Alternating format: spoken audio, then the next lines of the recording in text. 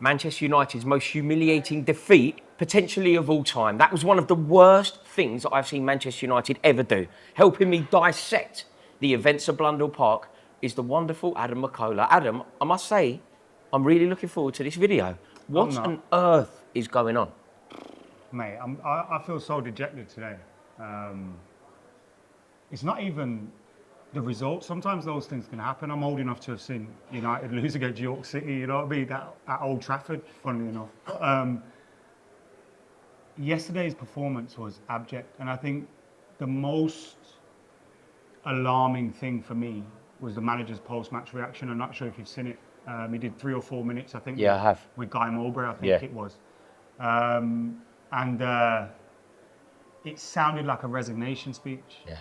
It sounded, you see he just apologised, didn't he? A president or a prime minister come out after something really bad's happened, and you're like, yeah, they're done. They just don't know the way out of the situation. Look, he's an emotional guy. Maybe he's woken up today and he feels a little bit differently about things, but it did feel like the players ain't doing it. I think he said the players spoke loudly today. And obviously he means with their performance. Yeah. And I think the performance did speak very loudly. Do you know there was an image of him? I don't know if you've seen it. There was this image that I thought was like dominant. And sometimes images, they become synonymous with the manager. So for example, McLaren and Umbrella. Bang on. Steve McLaren, the Wally with Van the brolly. and the file. Yes, the file. Yeah, mate, you're absolutely right. The Wally with the brolly is a great example because Steve McLaren never got away from it. There's an image during the penalty shootout where I saw Amorim sort of cowering in the dugout, not watching. I was like, that image is not what you expect from a Manchester United manager. It's a status thing. It's a stature thing. It's a personality thing. And I thought he shrunk. The job has eaten him alive. I think he made a comment on that as well after the game. He was like, for me, the penalties didn't change anything, whether we won or lost. Right. He was like, the penalties didn't change anything. Now, look, I'm someone that hides away from penalties sometimes, but I watched every single penalty. You're not the Man United. You're not the Man United manager. I watched either. every single penalty against Grimsby because it's a League Two, League Cup second round. You know what I mean? It's not a Champions League final. Yeah. And we're so far away from a Champions League final, like penalty shootout. That look, I felt sorry for him. I think he feels like it's over. I think he probably knows it's over. But there's part of me. Look, I'm an optimist. I like to. You were the most optimistic Man United fan I think I've ever spoken to. I don't like to overreact, and I don't like to, oh shit, it's all over. Like after 3 games into the season, but that performance was a damning indictment of what's going on now. Maybe from his perspective, and I hope this is something that could work. Probably not, but maybe from his perspective, it was like lads, show me something. Like we got a game moment against Burnley on Saturday or Sunday. Show me something. Yeah. And if he gets a reaction out of them, maybe this will be forgotten. But I'm not sure that we see a reaction. Keeping the belief that you're going to somehow use a bad defeat as a reaction and use it as a springboard, I think it's going to cost you massively. I think it's really going to cause problems because basically everything that I've seen from Amorim suggests that he's not up to the job. Do you know what I've just realised I've totally forgotten to do? And that's where we are. The reason that we are in this glorious setting is because Adam and I are in Barcelona with Poker Stars. We both played the biggest poker tournament in Europe, the EPT Barcelona. Sadly, it hasn't gone our way, but there's still plenty of poker to be played. We've had a wonderful time, played a football tournament, didn't cover ourselves in glory, but it has been fantastic. But that's why we're here. That's why we're shooting here. For me as well, this is my favourite place to play poker. Obviously, I love the Irish Open.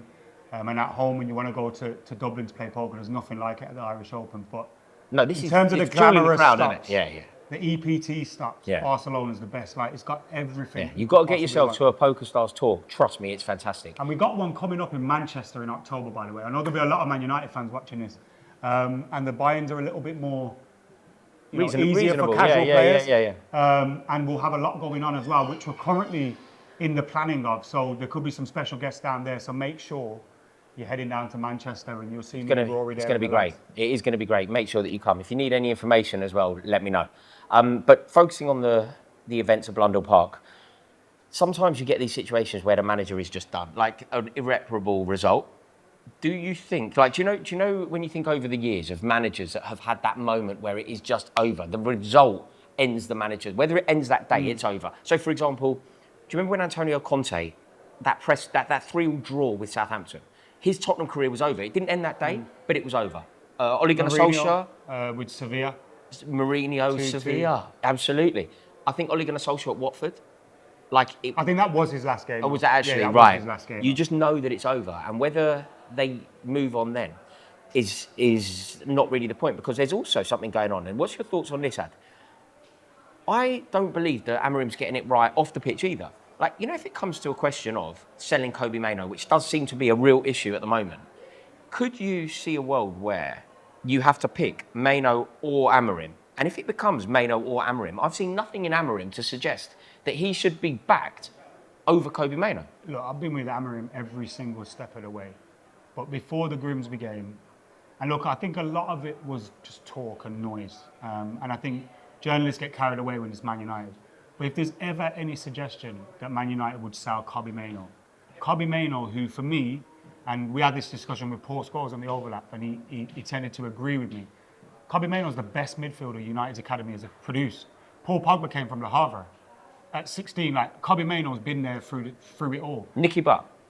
Nicky Butt, fantastic midfielder. But even Paul Scholes says Kobbie Mainoo could do things that even Paul Scholes couldn't do. That's true, you know. Mainoo did. He was man of the match in an FA Cup final, wasn't he? Yeah, he scored a goal in an FA Cup final. And look, forget what he's done. For me, Kobbie Mainoo is one of the premium young talents in football. And Manchester United should be building a team around him. And for me, any manager that can't see a position for him in their team, and this isn't me going, players are bigger than the club or anything like that, but Kobbie Mainoo is everything that Manchester United are about. Yeah. And if we sold Kobbie Mainoo, like I can understand the Alejandro Garnacho one. For as gutted as I am about it, he scored in the FA Youth Cup final, scored in a cup final, and now he's been a little bit of a knobhead. Kobbie Mainoo represents what Manchester United is about. And if we sold him, the club isn't what I know it to be. And if we sold him for a manager that hasn't really got the results, I think it would be a huge... If Kobbie Mainoo's at Brighton now, we should sign him for 100 million quid. It'll sort out our midfield. Yeah. Do you know what I mean? I agree. I just find it bizarre that what do you think is going to happen here? Like, just your prediction. I know that I'm not suggesting that you have like insider track knowledge or anything like that. Do you believe that Kobbie Mainoo is going to stay? Stays. You think he stays? He stays. Man United don't let him go. And you've also got to look at the fact that this backdrop of what's going on with Amorim, I don't think the club would, and I don't think Kobbie Mainoo would actually now. Let's say he was thinking about actually leaving, because there's a lot of contract negotiations going on as well, and you've got to factor that in. Let's say he was genuinely thinking of leaving. After yesterday's result, he goes, let's sit tight. Yeah. Let's sit tight. I'm going to outlast the manager here. I don't have to move from my dream club to, because he might be gone soon. And that's a genuine thing. But in terms of predicting that, I think he stays. And what do you want? What do you want with Amorim? Amorim, I want him to turn it around. But as a fan, I want him to turn it around. But I think it's looking grim. And I think the board will stand by him because of the fact he's their guy. They've invested a lot of money in him.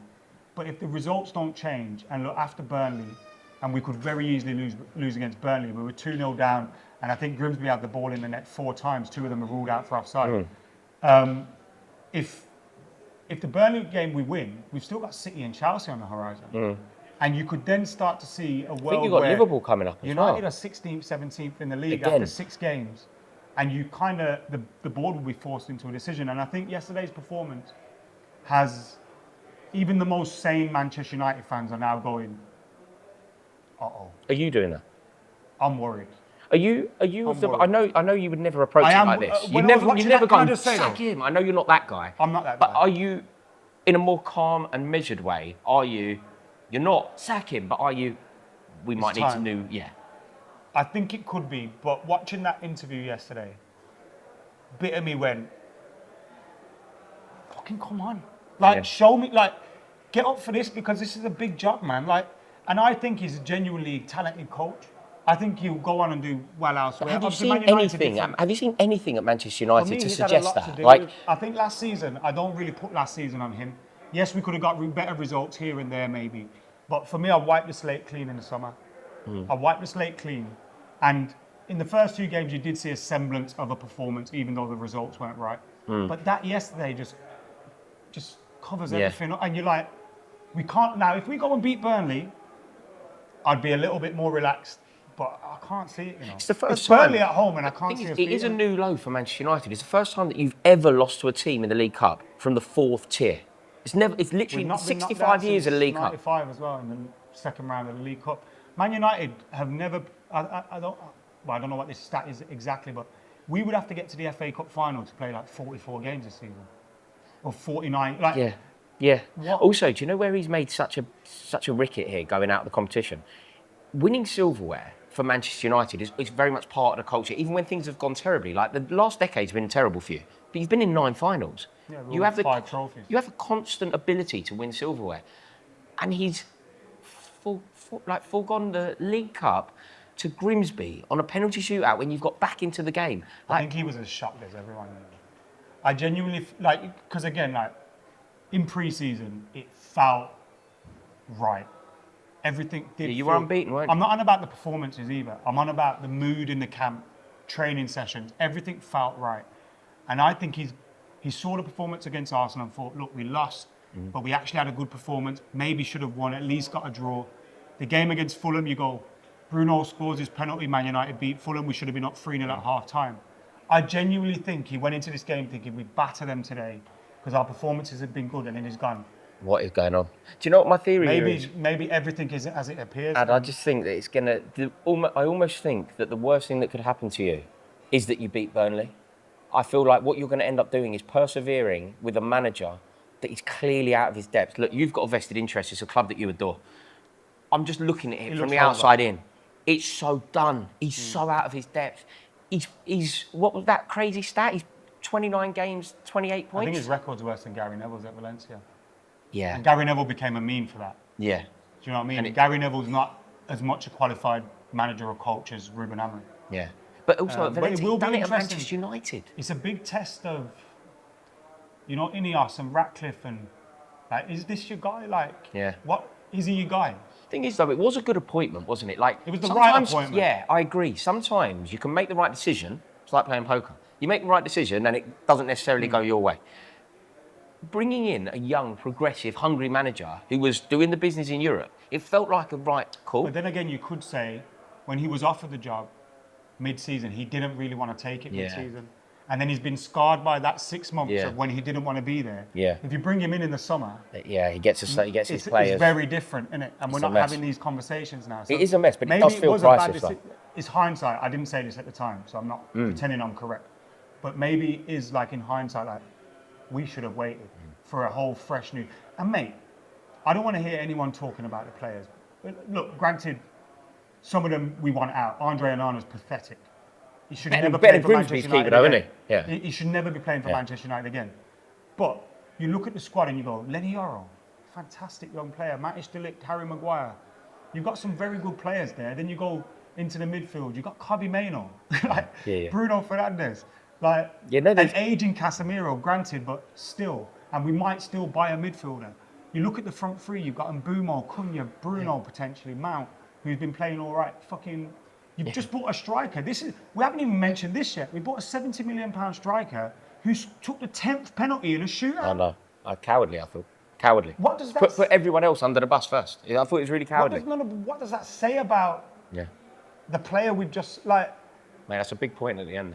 Big point. I don't get it. No. I'm so baffled. And I was unsure. I was hopeful about Sesko. He's got potential, but I was very, 70 million for a striker. Yeah, 14 goals and that, It's making me a bit nervous. And then that just made me go. 10th penalty. No, it's a mess. It's spineless. It's cowardly. It feels crisis-like. But thank you for giving us your thoughts on it, Adam. Invaluable as always. Like Dr. Malfi here. Yeah, I know. It's therapy for you, isn't it? Mate, thank you so much. Make sure that you subscribe to Adam McCullough's channel. The link is in the description below. Let us know your thoughts in the comments below as well. Really want to hear your thoughts. Do you believe that Manchester United are in crisis? Do you think that Ruben Amorim needs to get the tin tack now? A huge thank you as well to Poker Stars. We've got some big tournaments coming up. We're going to right the wrong of our elimination from the biggest poker tournament in Europe. So keep your fingers crossed for us. In a bit.